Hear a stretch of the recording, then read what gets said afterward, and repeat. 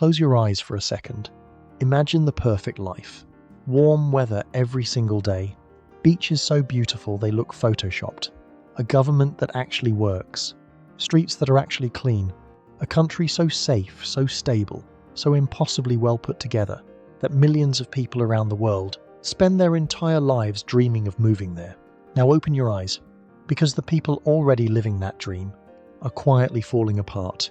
A 34-year-old teacher in Sydney wakes up every morning in a city ranked one of the most livable on the planet.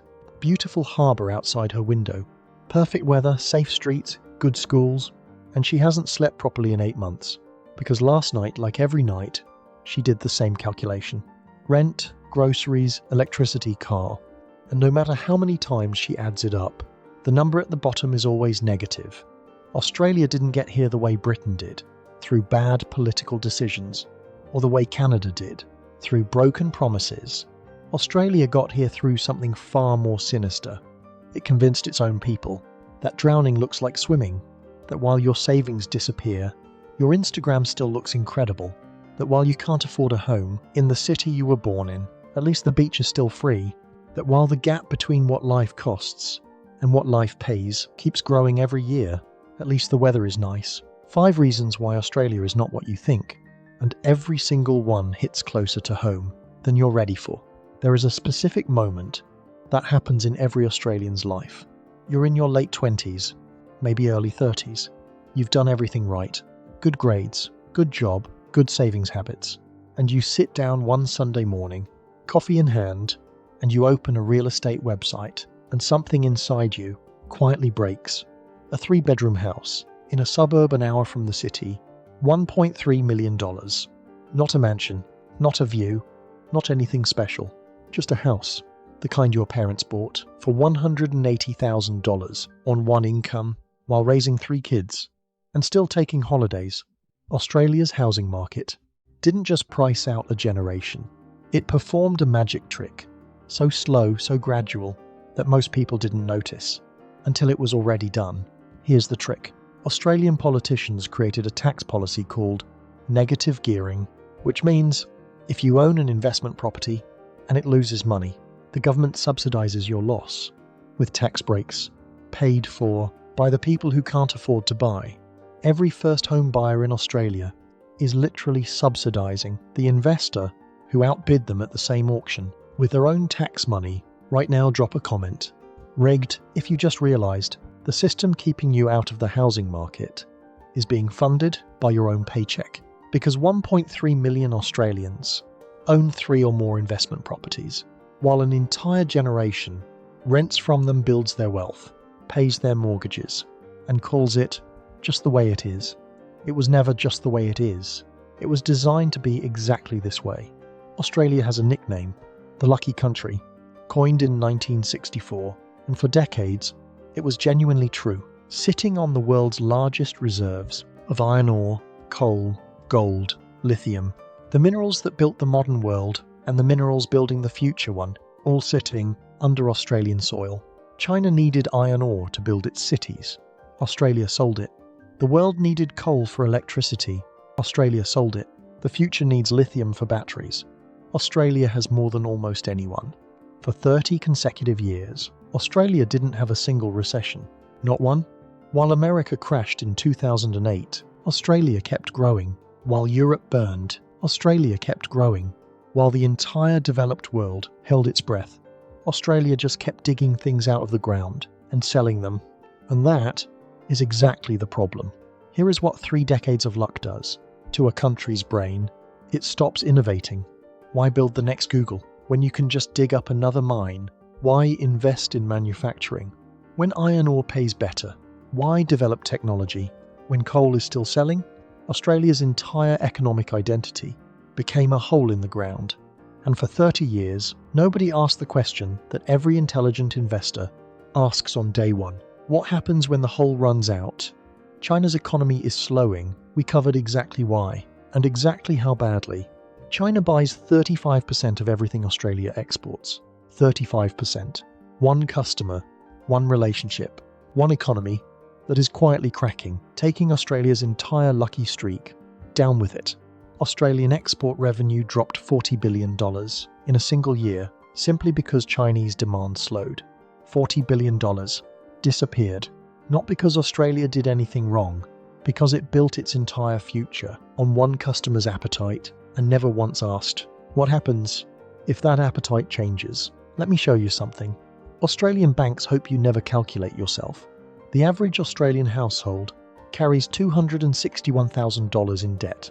Not the government, not corporations, the family next door, the couple at the beach barbecue who look completely relaxed, who laugh at the right moments, who post the perfect photos, are statistically one interest rate rise away from losing everything.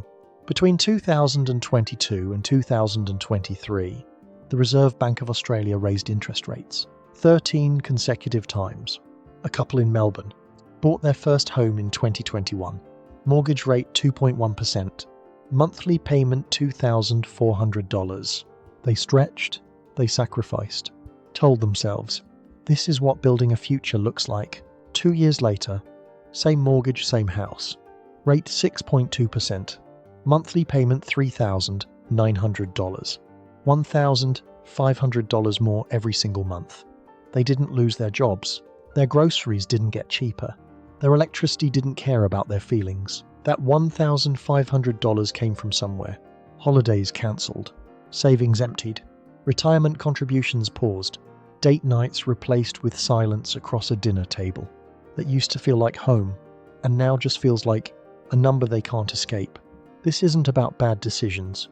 This is about a system that encouraged millions of Australians to borrow as much as possible at the lowest rates in history, then raise those rates faster than any time. In Australian financial history, the people who designed that system own property that rises when rates fall, own shares that recover when markets heal, own assets that protect them, no matter which direction the numbers move.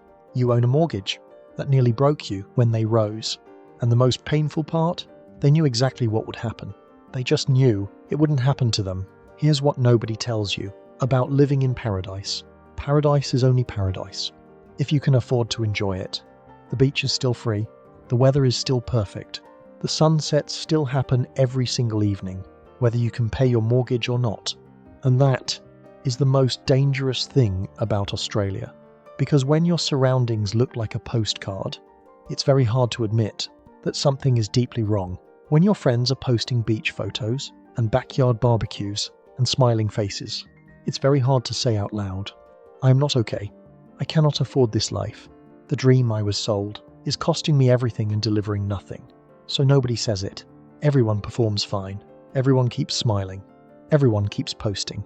And the government looks at a population that appears content and does exactly nothing. Here's the number that exposes the performance. Australia has one of the highest rates of anxiety and depression in the entire developed world, the happiest looking country, on the most miserable inside. Not because Australians are weak, because there is a very specific kind of exhaustion that comes from working this hard, falling this far behind, and having nowhere to put that feeling, because everyone around you looks like they're doing just fine. You are not doing just fine, and neither are they. The teacher in Sydney still does that calculation every night. Rent, groceries, electricity, car, still negative, still smiling at work the next morning, still posting the occasional beach photo, still performing paradise for an audience that is performing it right back at her. This is modern Australia. Not broken loudly like Britain, not collapsing dramatically like others, just quietly, beautifully, exhaustingly, falling apart behind the filter. And if you're watching from Canada, you already know this feeling. Different weather, different accent, same calculation at the end of the month, same negative number, same performance of fine for everyone around you. We covered Canada's story in our last video, the polite country, the fair one, the one that was supposed to be different. Watch it after this, because the two stories together paint a picture that no single government will ever paint for you. The world isn't short of beautiful places. It's short of honest ones. And this channel exists for exactly that reason. To say the thing everyone feels, but nobody says out loud. If this video finally gave words to something you've been carrying, subscribe for the version of yourself that stops performing fine and starts building something real. See you next week.